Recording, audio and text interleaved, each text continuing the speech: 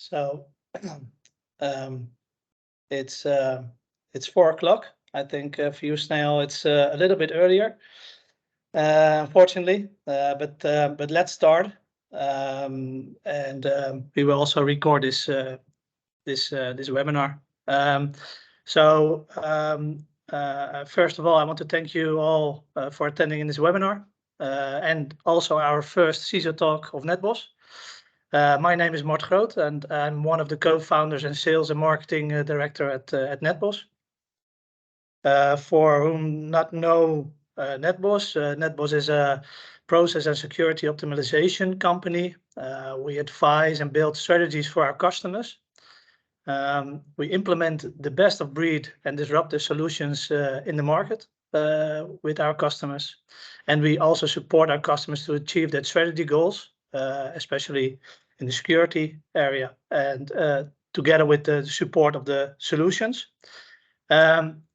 Since last year, we are very pleased that we could expand our portfolio with signing a contract with Horizon 3.ai. And because of the great successes we have with our existing customers, we think it's time right now also to help the rest of the market to get more understanding of the possibilities with Node Zero autonomous pen testing. That's why we are very proud and pleased that Snehal Antani, co-founder and CEO of Horizon, is willing to present at our first CISO talk. He will tell you more about how autonomous pen testing can efficiently reduce cyber risks. But yeah, so that's too much talk from my side, Snehal. Let me give you the digital floor to do your presentation, and after I want to ask everyone to use the Q&A in Teams to ask your questions, and during the presentation and afterwards we will answer the questions. So thanks so much, Snehal, and I want to give you the floor. Excellent. Thank you so much. I appreciate the time. And a little bit of my background. I started my career as a software engineer working at IBM, and then was eventually a CIO within GE Capital. So I spent a lot of time in that CIO seat dealing with a variety of issues from application development to DevOps to cloud to cybersecurity and beyond. And then from there, left to join Splunk as its CTO as that company scaled. And then I took a break from industry to serve within the US government for a little bit, and then came out with the mission to start Horizon 3. And the problem I wanted to go solve is, in all of my jobs, I had no idea I was secure until the bad guys showed up. And Mark, you can see my slides? Okay, great. And this is the challenge that I had whenever the board or customers or auditors would ask me, are we secure? Am I fixing the right vulnerabilities? Is the data within our SIM or EDR tools actually correct? Are we monitoring and alerting on the right events? Are our people trained properly to respond to an incident? And are the many tools we're spending lots of money on actually configured and integrated correctly to work? And the answer was, I don't know. I have to wait for a breach to verify my security posture. And that just didn't make a whole lot of sense. We needed to proactively verify our security posture, because you don't want to learn about your problems in the middle of a crisis. You want to train like you fight and build that muscle memory for incident response ahead of time. And so as I went through this journey, I also realized that attackers had adapted over the, if we think about as a CIO over the past 10, 15 years, the bulk of our efforts were around not only hardening our perimeter and dealing with insider threat risk, but building out robust vulnerability management programs.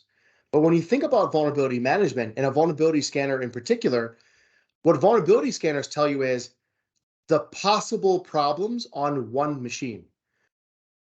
As a result, attackers have adapted where less than 2% of CVEs that are out there are actually exploitable, and that these scanners are not able to chain problems across machines, nor can these vulnerability scanners evaluate misconfigurations in your various services and tools, or poor policies like bad credential policies. And attackers know this. So over the last 10 years, attackers have adapted to not go after these CVEs, but rather to find a misconfigured piece of software, like a misconfigured vCenter, dump its credentials, and then use those credentials to laterally maneuver and log into machines, neighboring machines, dump more credentials, find where domain users are also local admins, and continue to live off the land to become a domain administrator. And so what I had was this false sense of security by saying we fixed all of our critical vulnerabilities because we were still exploitable. And that was a really important distinction, because being vulnerable doesn't mean you're exploitable. And Log4Shell and Log4j is a great example of that in recent memory. So if you recall, about 2 years ago, Log4Shell was announced to the world and caused a tremendous amount of chaos for most IT operations teams.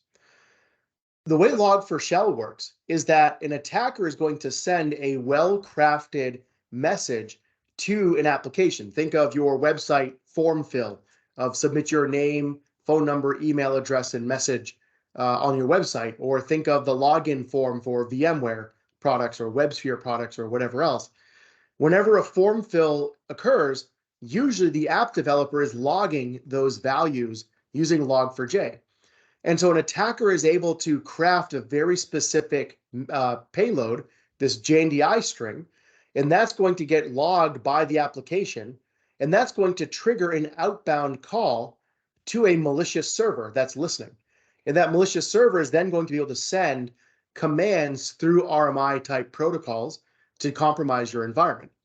And what that looks like in the real world, and this is actually a snapshot from Node0, my product, is in this case, Node0 is able to fingerprint and find VMware vRealize, is able to send that crafted payload into the form fill of vRealize. That exploited Log4Shell and gave Node0 remote code execution on that service or on that server. And once you've got code execution, an attacker is able to dump credentials, in this case, dump SAM, and then from there find the AWS access key and use that to compromise the cloud environment. And this is a very typical way attackers will compromise your cloud. They're not going to go after a specific exploit in AWS. They're going to find credentials from somewhere else and validly log in and take over your cloud resources. So there's two ways to fix this problem. The first way is to go off and patch vRealize. Or if this was a large bank and you had 10,000 Java applications, you would have to update all 10,000 Java applications with the correct version of Log4j jar file. But the other way to fix that problem is to put in a network firewall rule that blocks egress and that outbound communication in step 3 of the attack, where the payload cannot reach the attacker's servers. Now, if you do that, all of the vulnerability scanners are going to still say you are vulnerable to Log4Shell. But you know you're not exploitable because you've put in that egress control. And this was my frustration as a CIO. Being vulnerable doesn't mean I'm exploitable. And I needed to focus on my exploitable attack surface, what the attackers can actually do in my environment, because the hardest part of my job as a CIO was deciding what not to fix. So I had to focus on problems that truly mattered because I had limited resources to remediate issues. The only way to really determine exploitable versus vulnerable is to pen test. But the struggle with pen testing is it's a broken process.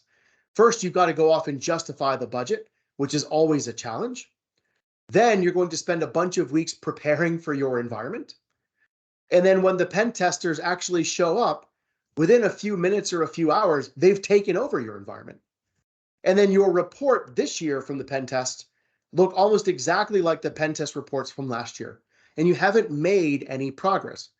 And a big reason for that is because pen tests are inherently incomplete snapshots. It's cost prohibitive to pen test 10,000 or 100,000 hosts if you're a larger company, because these are manual consultants coming in trying to use labor to pen test infrastructure at scale, and it becomes too expensive. And then upon completing that pen test, they aren't able to quickly come in and retest. And a big reason why is that what I wanted to shift to is this idea of continuously finding, fixing, and verifying. I couldn't survive off of just incomplete snapshots. I wanted to continuously identify my exploitable attack surface. I wanted to prioritize and fix problems that actually mattered.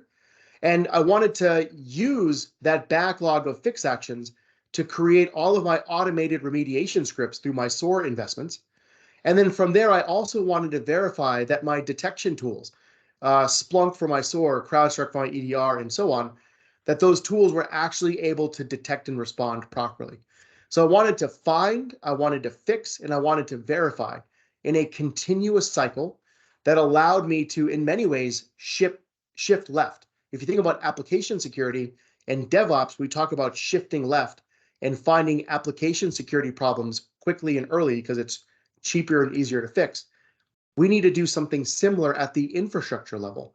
Shift left to find infrastructure problems and find problems in my detection and response early because it's cheaper and better to fix it as soon as it's a problem versus waiting for the breach to occur.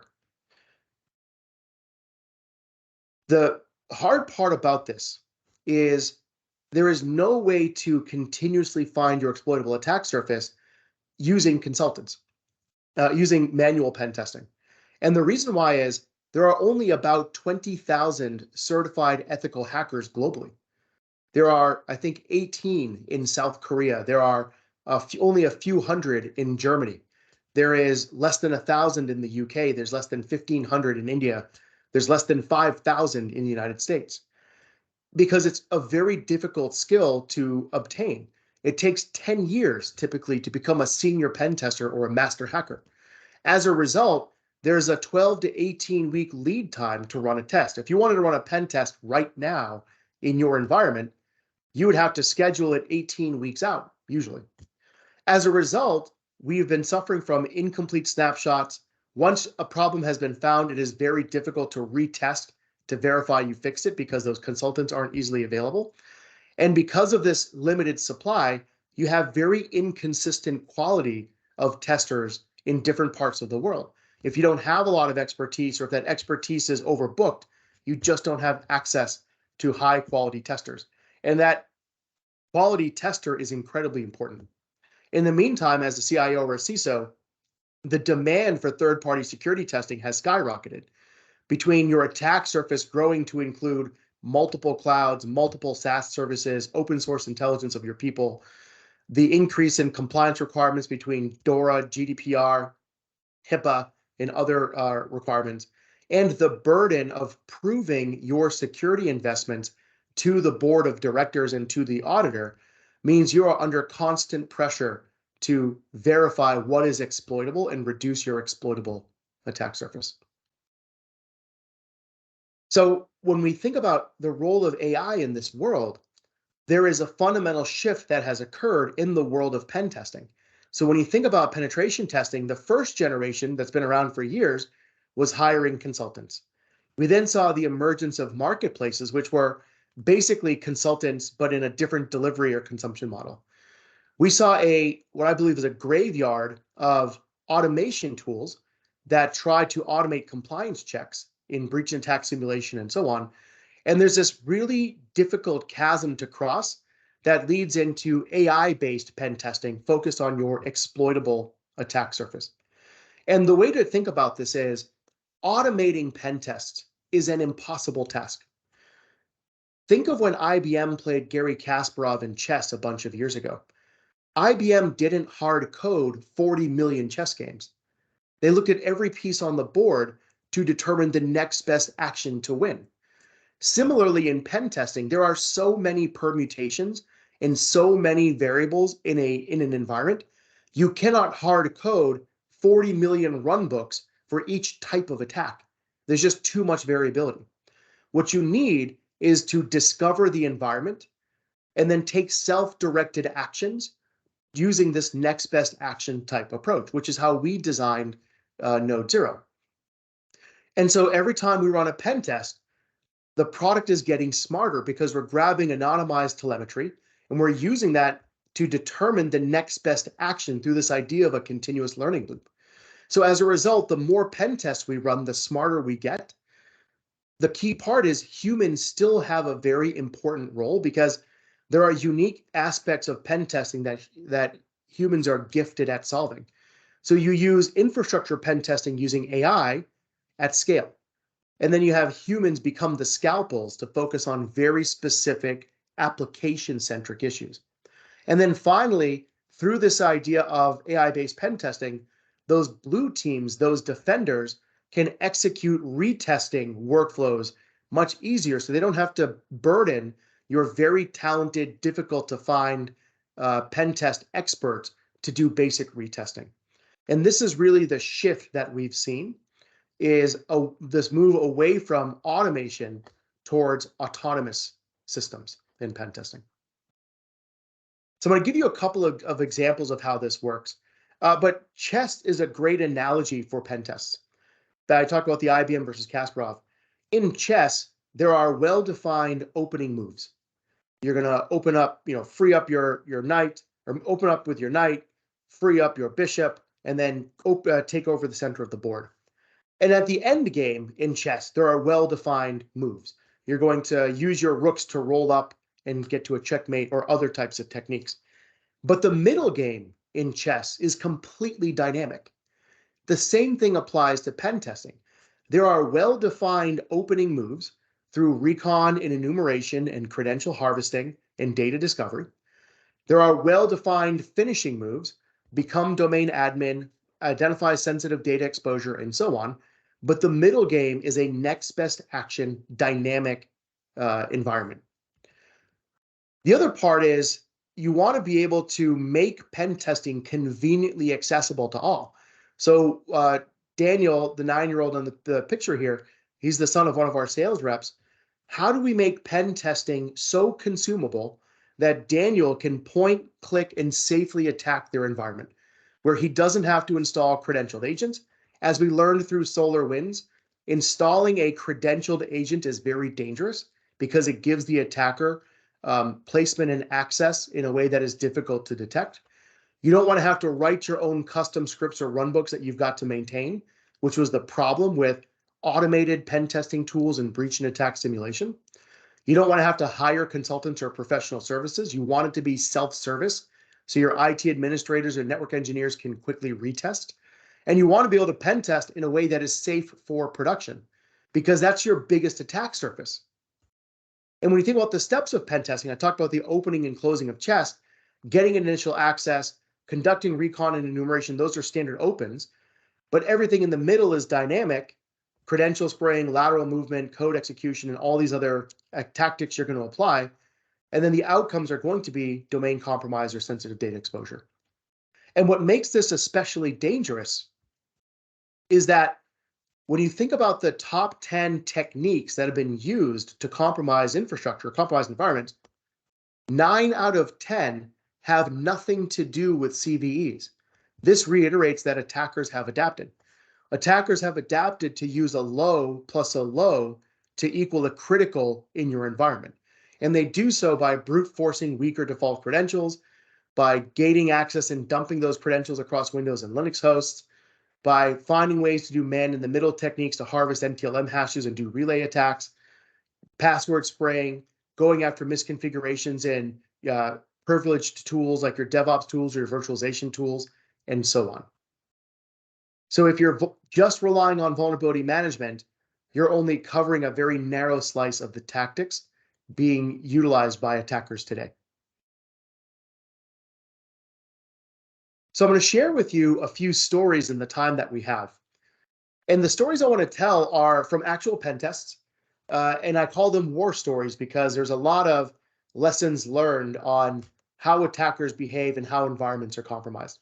And I'll tell you, I personally grew up as a defender. I started my career as a build master. I was in systems engineering. I was an application developer. I worked in middleware. I always grew up on the defensive side of the house.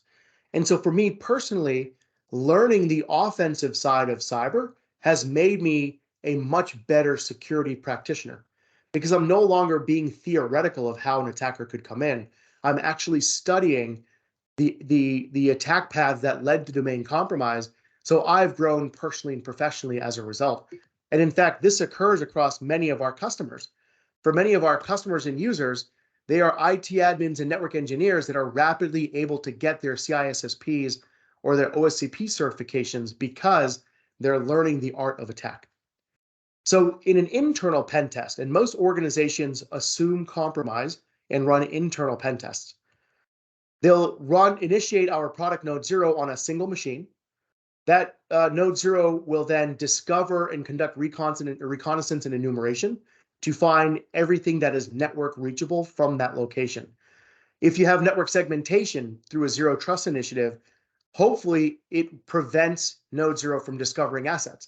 But if that segmentation can be defeated, node 0 will find a way to defeat it. So this is a great way to verify your zero trust initiatives are actually working. Node 0 will then organize all of that data through recon and enumeration into a knowledge graph that we call the cyber terrain map. Now, in this customer, they had Fortinet installed as their EDR platform.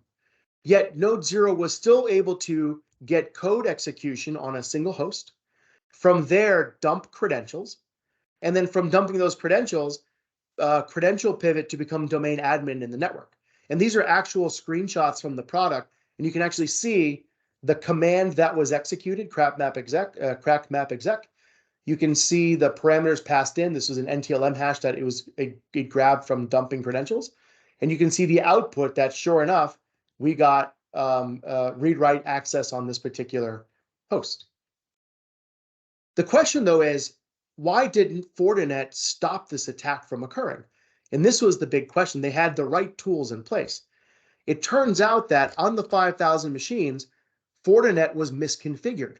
Through their automation, the agents didn't get installed correctly. And the customer had no idea. And the key point is, don't trust your tools are working. Verify that they're working.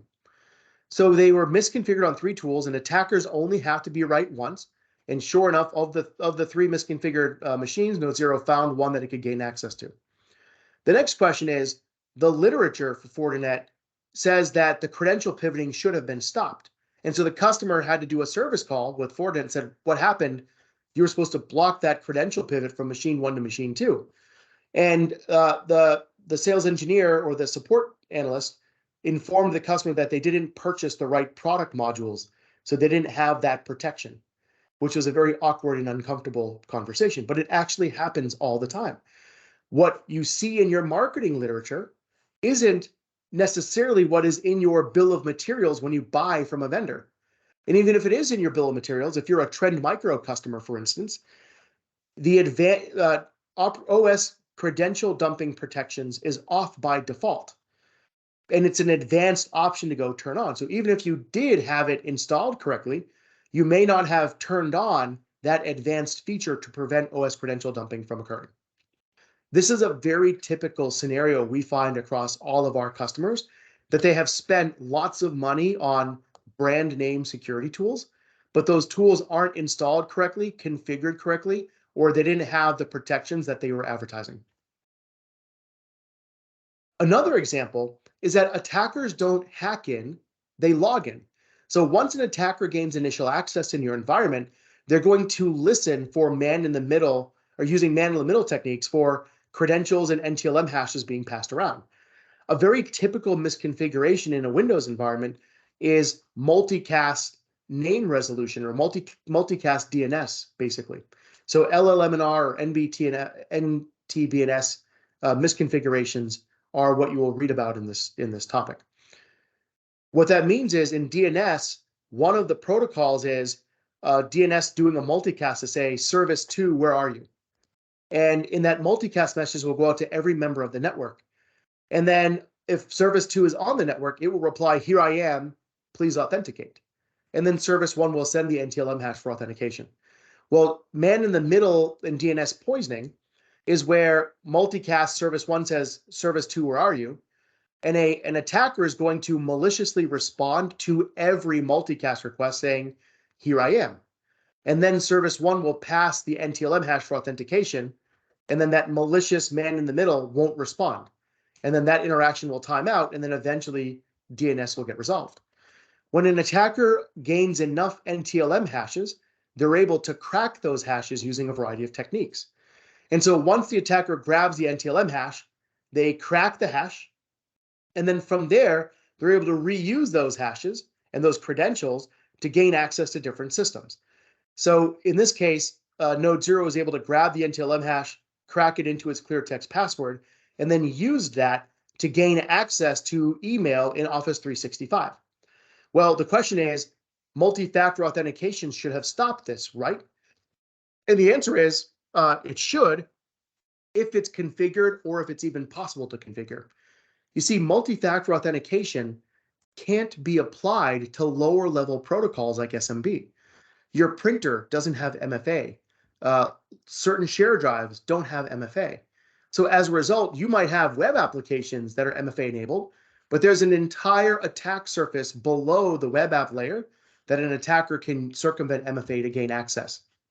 The second thing is in Office 365, the end user has to explicitly configure MFA. So attackers will sit and wait to see new employees join your organization. And the way to do that is just look on LinkedIn. Create an alert on LinkedIn that says on LinkedIn Sales Navigator, every time a new employee changes their LinkedIn profile to say they now work at whatever bank, an attacker can get an alert.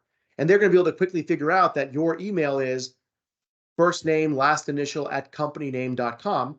And they're going to be able to log in using default credentials or credential cracking or other types of techniques in that window before MFA was created.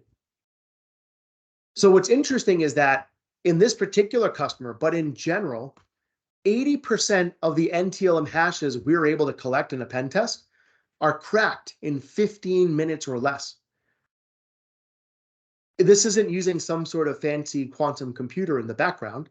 This is standard GPU clusters that are available to everybody.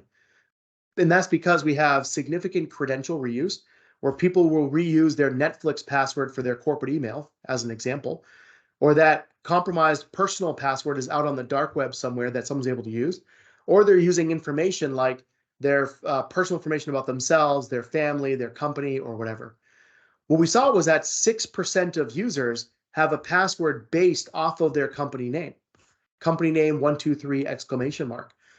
Service accounts, which are highly privileged accounts, think like WebSphere administration accounts or VMware administration accounts, 10% of service accounts had the same user ID and password. So WebSphere admin, VMware admin, and that 26% of accounts had some sort of well-defined format or scheme, or there was reuse aligned to some regional team. You know, if you're in the US and if you live in Boston, your password is Patriots are amazing or the New York Giants are terrible or something localized to that. So the point is, attackers don't have to hack in using 0 days like you see in the movies. They often log in using credentials that they've harvested or cracked, and they're able to circumvent your controls. The third story out of 4 that I'm going to share is a typical way to compromise the cloud. So once again, assume the attacker can gain access to your environment. Node Zero is going to conduct recon and enumeration, organize all of that data into a cyber terrain map. And there are certain types of components in your environment that are difficult to monitor and patch. If you use HP storage or Dell storage services as an example, there are virtual appliances you must install to manage that storage cluster. So in this case, it's HP ILO or Dell iDRAC. HP ILO is the integrated lights out service. ILO runs on essentially a custom operating system. You cannot easily install an EDR or antivirus agent on that particular machine, nor do you typically install a Splunk forwarder on those types of machines. And attackers know this. So this is a blind spot of a very privileged server. So what Node Zero does in this example is it fingerprints HP ILO is running. It's able to get code execution because it's not a service that's easily patchable either. And HP ILO stores all of the user IDs and passwords in clear text in memory. So Node Zero is able to successfully dump the credentials of HP ILO. From there, it got a valid domain user. It was able to log in as a valid domain user to the machine next door. From there, it pilfered the file system where it found a credentials file that was the production credentials file for AWS. This is the most common way I've seen cloud infrastructure get compromised, is by harvesting or pilfering credentials or credential files somewhere else and using that to log in. This customer had every Gucci cybersecurity product you could buy, but not a single security alert was triggered in their SOC for this attack because they weren't monitoring and observing the HP ILO server.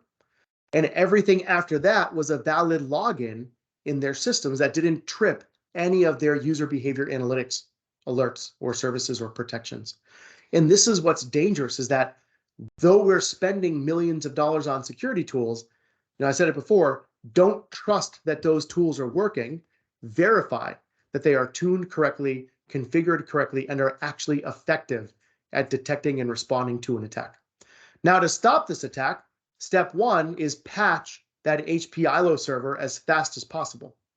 Step two is to delete that credentials file from the share drive and make sure you're constantly scanning share drives for credential files.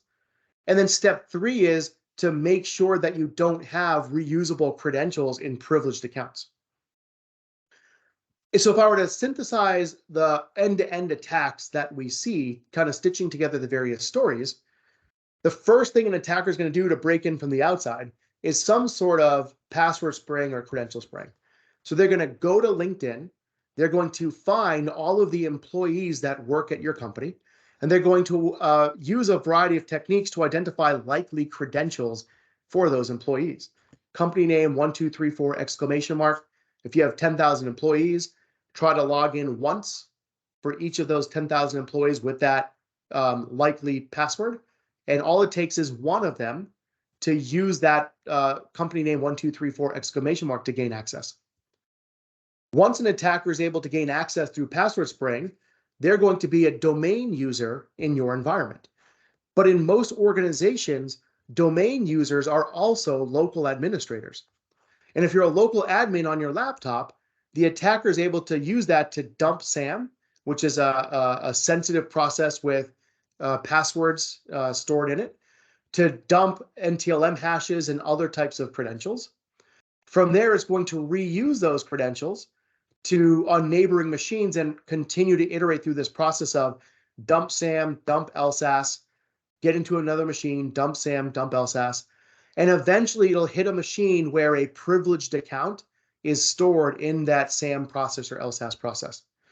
And that's how they're going to snowball their way to becoming a domain administrator. Not a single CVE is used in this attack, but this is the dominant way ransomware organizations, nation states, and others compromise your environment. So what do you do about it? Well, there's no magic defensive AI button or product that's going to stop this. It comes down to basic hygiene. And that hygiene is you've got a poor password policy because credentials are being reused or easily cracked. Local admin privileges aren't implemented correctly because, and then combined with Active Directory groups are too permissive because domain users are also local admins. The antivirus or EDR product failed to detect that OS credential dumping through LSAS and SAM because it wasn't configured correctly, or that other security tools weren't configured right or critical services aren't patched correctly. It is just basic hygiene that allows attackers to compromise environments. In over 10,000, and now actually over, this is a bit dated, over 22,000 pen tests we've run over the last 18 months, user behavior analytics products never once detected our lateral movement or credential pivoting. And this was a huge shock for me, given the defensive side of the house and the many UBA products I purchased as a CIO or in technical leadership positions. And the reason why is most organizations are messy. They have a legacy on-prem infrastructure. They have a cloud environment they're migrating to. They don't have perfect logging. And user behavior analytics tools require perfect logging for their detections to work. A few companies built a cloud native architecture, observability by design, perfect logging up front. Those have decent UBA behavior, but every company we've worked with has always been some form of hybrid cloud customer and some form of mess. It took 7 hours for a well-known MSSP to detect and respond to our pen test. 7 hours. Their SLA was 5 minutes. So if you are running a SOC, use us to verify the detection and response time of your SOC and improve your process. If you're using an MSSP, a third party, audit the response time of that MSSP. We recently had a customer that used a very well-known, very high brand name MDR product. When they ran a pen test, we gained domain admin access, access sensitive data, and everything that fully compromises their environment. That well-known brand named MDR product saw 0 alerts. And in fact, that customer demanded a refund from that MDR provider. And then finally, it took 4 minutes for Node Zero to fully compromise a bank recently. 4 minutes. In those 4 minutes, and then Node Zero started off as an unauthenticated user. There's no cheating, no pre-scripting, no knowledge. Point, click, and digitally shoot. 4 minutes later, Node Zero was domain admin. And what's shocking there is, think of the defenders. In 4 minutes, can a member of your SOC detect the alerts, categorize the risk of those alerts, get permission to execute a fix action, and then stop the attack? And the answer is probably not, at least not a junior SOC analyst. And if it's 4 minutes today, it'll be less than a minute in a year as algorithms continue to improve. And so human defenders are going to become the bottleneck as attackers use algorithmic cyber warfare to compromise environments. So I'm going to leave you with, in the last 5 or 8 minutes, and we'll open it up for questions, a few key points. One is typical customer adoption. They usually are paying hundreds of thousands of dollars per pen test to consultants. They have no ability to quickly retest. And as a result, usually they've been breached recently and their CISO has been fired or is under pressure. When they adopt this idea of find, fix, verify, and continuous pen testing, they're shifting from running 1 or 2 pen tests a year to running pen tests after every major change in their environment. If you have patch Tuesday, you run pen test Wednesday to verify. Every time you make a network configuration change, a major change, run a pen test. Every time you've got a new cohort of employees joining the company, run a pen test, because your environment is constantly changing and the attacker is taking advantage of this. The 2 primary use cases early on are, one, the Security Operations Center is using us as a sparring partner to help verify that all of their tools and processes are configured correctly. And then separately, network engineers and IT administrators, the people that have to work nights and weekends fixing problems, they're given superpowers by making sure they are fixing problems that are actually exploitable. And what you'll see over time is that as more pen tests are run in blue, more problems are found. But then every customer of ours hits this inflection point where they suddenly are able to reduce the number of problems per host that are discovered. And the reason why is because they hit this cultural shift where the red and blue teams stop hating each other and they start working together to proactively improve the security posture, where the red team is running Node Zero to run pen tests, the blue team is fixing those problems, and then they're rerunning Node Zero to verify that the problems have truly been remediated.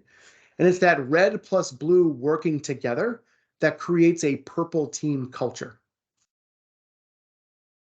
When you think about adoption, and this was a big surprise to me, the top 25 customers of ours, before using us, they were only running 1 to 4 pen tests a year.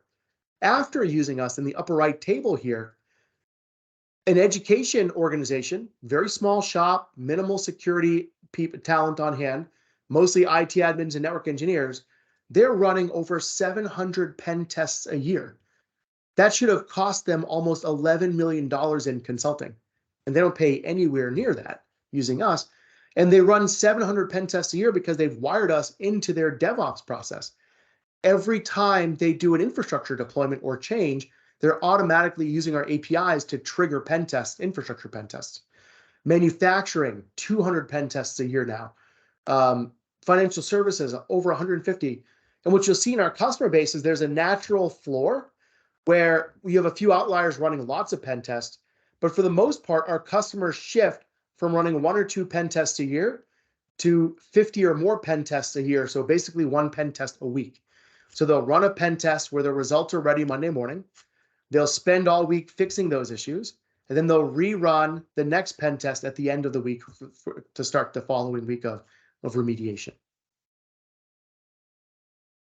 The other important part of this whole process is that you want the blue teams to be empowered to understand the issue, decide that or recognize why it's important, know that it isn't not a false positive, fix it, and then retest it. The primary user of autonomous pen testing isn't pen testers. It's network engineers and IT administrators. It's the fixers that need to understand, fix, and retest. And so the entire user experience in this category of product is designed for blue teams, where you want to understand what is the impact. In this case, domain administrator was achieved by an attacker. Okay, what was the path? We started here. We fingerprinted the domain controller through reconnaissance. We found a particular host. We're able to do a man-in-the-middle technique and attack. Okay, I don't believe you. Show me. If you click on that proof, you can actually see in the bottom left the command that was executed and the output showing that this was truly exploited. Okay, now I know it's a real issue. Then we cracked the credentials and the domain administrator was compromised. And if you look at the full details of this issue, it'll actually tell you step by step how to fix it. So the goal here is to empower blue teams as the primary use case for autonomous pen testing. And when, once again, you click on that fix action or send details, here it is. Multiple ways to fix this issue, and here's exactly how to go off and do it. And so our customers are actually using this and using our APIs to automatically open tickets in ServiceNow or Jira, using us to prioritize different types of vulnerabilities that are actually exploitable in their vulnerability management programs, and then creating workflows around remediation and retesting as a result. They're also using this output to prioritize what source scripts to develop in the organization. The final bit here is what is critical for you might be a low for somebody else. And context matters when you're prioritizing or scoring your vulnerabilities. For example, as a CIO, SMB signing not required was a nightmare problem to find because by default, its CVSS score is a 1 out of 10. But in certain conditions, it can be combined with other problems to become a critical. And so a vulnerability scanner will only tell you its CVSS score is a 1. It lacks the context because it's not exploiting to tell you, no, in these specific occurrences, it's actually a 10 or a critical. For instance, SMB signing not required combined with a few other issues led to domain compromise, host compromise, and multiple domain user compromises. It enabled 68 different attack paths. So you better fix this as fast as possible. In fact, anything that's critical because you can see what it enabled in downstream impacts. But these down here didn't allow us as the attacker to do anything of consequence. So put it on the backlog and get to it when you get to it. You can now decide what not to fix in a credible and transparent way because you actually see the downstream effects. And then once you've fixed these 5 issues, you can come in and select them, add them to our retesting cart, and then go off and run a targeted pen test that only tests on these 5 issues on those 5 hosts. And that's the retesting workflow that blue teams are able to execute. As you're executing pen tests, every single command that is executed is transparently shown. That's the command we ran on this at this time on this host. So what you want to do is use this side by side with Splunk, SentinelOne, Exabeam, CrowdStrike, whatever defensive products you're using, and you want to ask yourself, did you detect us? Did you log us? Did you alert on us? Did you stop us? And this is how you verify you don't have blind spots in Splunk, or that CrowdStrike was configured correctly, or that Exabeam is tuned correctly as your UBA platform. Full transparency of every command executed with the MITRE tactics, timestamp, and target. So I'll leave you with, in my final point in 2 minutes, is the world has shifted. When you think about cyber-enabled economic warfare in the context of what's happening in the world, a few weeks ago, or actually 2 months ago now, Japan armed the Ukrainians. Allegedly, the Russians got angry about this and ransomwared a small company in Tokyo. That small company in Tokyo provided all of the cup holders to Toyota Motor Company. As a result, Toyota had to shut down 28 production lines, and it cost them almost $400 million in revenue loss. Because just-in-time logistics and lean manufacturing have zero cyber resilience. And the flex here was the Russians knew exactly where to apply the least amount of effort to create the maximum amount of economic pain. And the Japanese aren't going to go to war over cup holders. So they also took an action below the threshold of war. This is the future. Anyone in manufacturing, just-in-time logistics, agriculture, any of these industries that can cause significant internal economic harm or political turmoil, but not cross the threshold for war, that's the new realm of cyber attacks. And it's no longer about extortion, which is what criminals did. It's about economic harm and political retaliation. This is the future. And what makes this dangerous is that through the use of AI-based cyber attacks, the barriers of entry for cyber warfare have dropped significantly.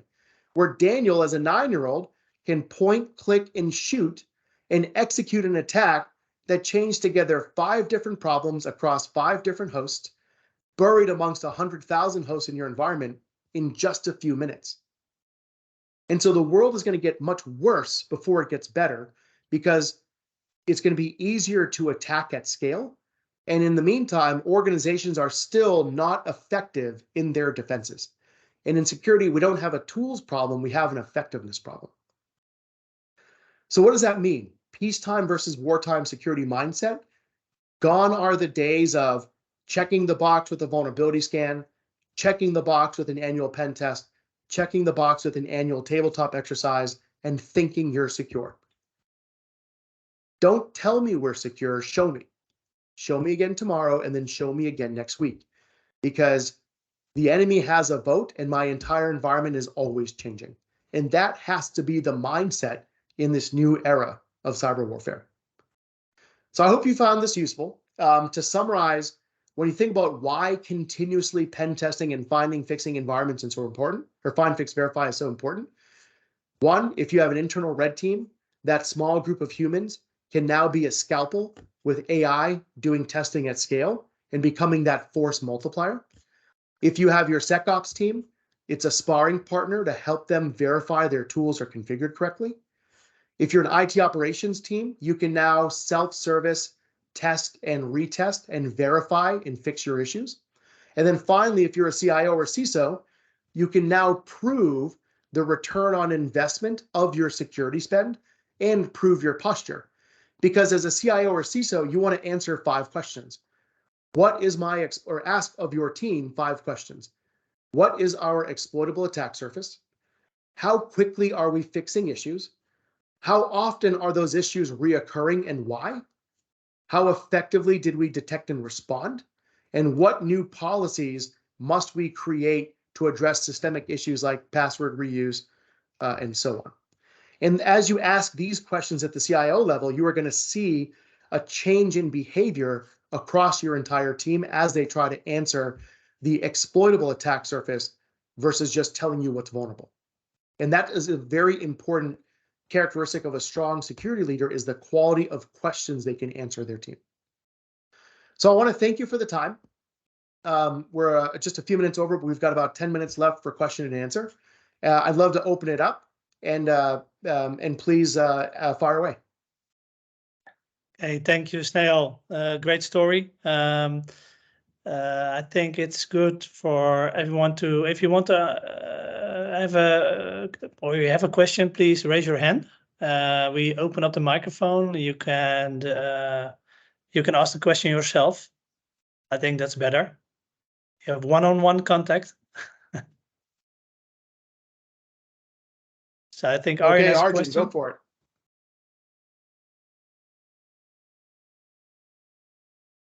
Let me see. Can you hear me? Yeah. Yep. Yeah. Hi, Snehal. Great presentation. Thank you. Thank you. So I've written down a couple of questions. The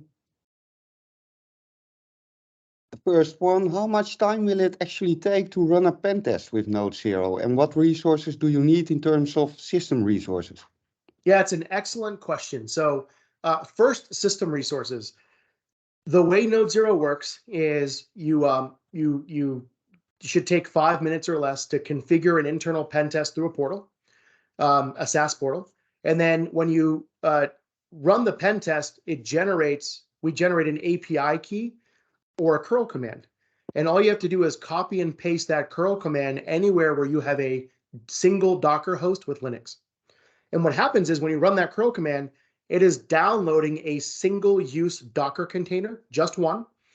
That Docker container is basically Kali Linux on steroids with a whole bunch of additional services and features and connections to our command and control service.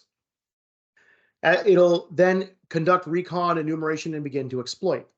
It takes roughly 30 seconds per IP is what I've found. But if we dump a lot of credentials, it could take maybe a minute per IP. So if you have 10,000 IPs, it'll be somewhere between 5,000 and 10,000 minutes, whatever that works out to in terms of hours. At the end of the pen test, that Docker container shuts down and can be deleted. So there is no persistent on-prem infrastructure to install and maintain. There are no laptops you've got to buy and manage and ship around. And there are no credentials that are used in that container. That container runs as an unauthenticated member of the network. So you don't have to worry about any sort of credential agents as an attack surface. So we said most pen tests will take a few hours. A really big one could take a few days or a week or two, but it runs quietly in the background as basically a batch job. And it has been designed to be safe for production. So part of the reason why it takes up to a minute per IP is we have a lot of throttles and safeguards in place to make sure we don't lock out accounts when we're doing credential spraying, for instance. We don't overwhelm DNS and cause a denial of service, and other safety measures to make sure that we're safe for production. Did that answer your question? Yes, definitely. Thanks. Sure. I have another one actually. Mm-hmm. Which assets and systems are supported to pen test on? Yeah, so think about pen testing as a user. You're really doing three different types of pen tests. The first is assume compromise and run an internal pen test. Now that internal pen test leverages a wide range of tactics. So we're not focused on any one operating system, although we have lots of Windows content, lots of Linux content, lots of critical infrastructure content for like VMware and Cisco gear and HP gear and so on. But there are a lot of tactics that are also content or vendor agnostic that attackers will go off and apply. If we can maneuver into the cloud, we will. And then we've got AWS content, Azure content, Azure AD, all sorts of cloud-based infrastructure and attack content as well. So that is your internal pen test. Customers can also run an external pen test where they will start from the outside, point, click, and shoot. And we will find ways to compromise, breach your perimeter, gain access to exposed S3 buckets in Amazon, find ways to take over subdomains and cause website reputational risk and that kind of stuff. The third type of pen test is where you are injecting credentials for specific scenarios.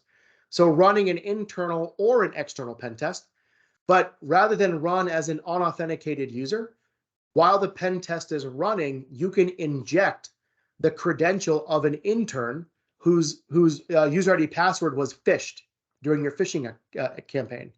Or you can inject a service account to see what happens if my service account gets compromised. What damage could the attacker do? What if the CEO's credentials are compromised? What could the attacker do? So the third type of pen test is scenario focused, where they're saying, okay, run from the guest network. Can Node.0 break out? Run from this network segment, my customer support network segment. Can node 0 break out? Run with the intern's credentials injected, what could happen, and other scenarios like that. So internal only, external only, both of which include cloud, or scenario specific with credential injection and segmentation placement. Does that make sense? Yes, definitely. Definitely. Thanks. Then I have a last question, final question. Where is this information stored? So, I mean, the information about our internal systems. Yeah, very good question. So the first design principle we have is I have no interest or desire in storing your sensitive information.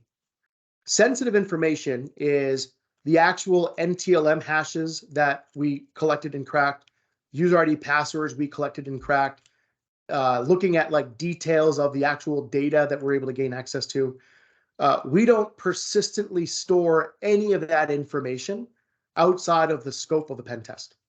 So at the end of a pen test, all of that information is stripped, deleted, and obfuscated so that the SaaS portal only has the reports that give you the least amount of information for you to understand this is a real issue. And in that SaaS portal runs within a GDPR compliant instance of AWS, hosted in this case in Germany, if you need GDPR. And once again, in there, all of the sensitive data, which is the NTLM hashes, user IDs, passwords, and so on, all of that is stripped out and not stored persistently. Awesome. Thank you. Sure thing. Other questions? So if you want to ask a question, please reach out. Share here.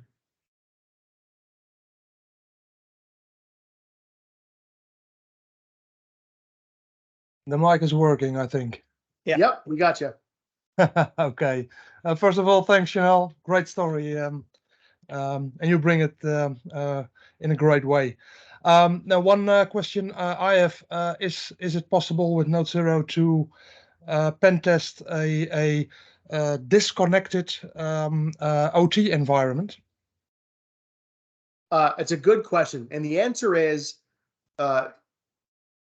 if it's a truly air-gapped network, then the answer is no. And the reason why is because all of the brains required to determine the next best action, it's way too many resources for an air-gapped infrastructure to go off and support. That's why all that's cloud scaled in the background. But the way people do that today, so we actually have a number of companies in manufacturing and in state local government that use us for OT systems. Usually those systems have some form of a jump box, or for the life of only that pen test, they'll permit the outbound connection. And at the end of the pen test, they'll close that connection. So that's kind of one thing they do. The other thing, though, is certain OT systems are very fragile, and you don't want to run scans against them without a lot of care. So this is actually an area where humans are much better at solving. So back to let humans be the scalpel going after legacy OT systems. Companies like Dragos are some of the best in the world at doing that. But there is a lot of IT systems that support OT. And that's a lot of what attackers are able to compromise first. So what our customers will do is they'll use us to pen test the IT systems that are supporting the OT environment, and then use humans for that last mile of OT testing. Great. Thanks. Sure. Clear. Clear and honest and no marketing, because as a former practitioner and former CIO, I always want to know ground truth so I can make smart decisions. So we try to be very authentic and accurate in everything we say. I appreciate it a lot. Man of my heart. Good. Perfect, Snehal. Because of the time, because it's almost here in the Netherlands, it's almost 5 o'clock the afternoon. I already saw Mr. Kofine. He said, excellent session and exciting offering. Thank you so much. Need to leave for next meeting. So maybe others also have to leave for a meeting or enjoying the weather because it's nice weather here. I want to thank you. It was a great story. I think it's really helpful for a lot of us. And what we will do is that we will share this recording of this CISO talk with all of you. And if you are interested in more information or in a demonstration, please reach out to us, and we can do that. We can offer you a demonstration at your office or by Teams, no problem. Again, thank you so much, Snehal, for your time and your story. Hopefully, till next time to hear more exciting information. Absolutely. I look forward to it, and thank you for the opportunity. Okay, thank you. Have a nice day, all. Thanks so much for attending. Bye-bye.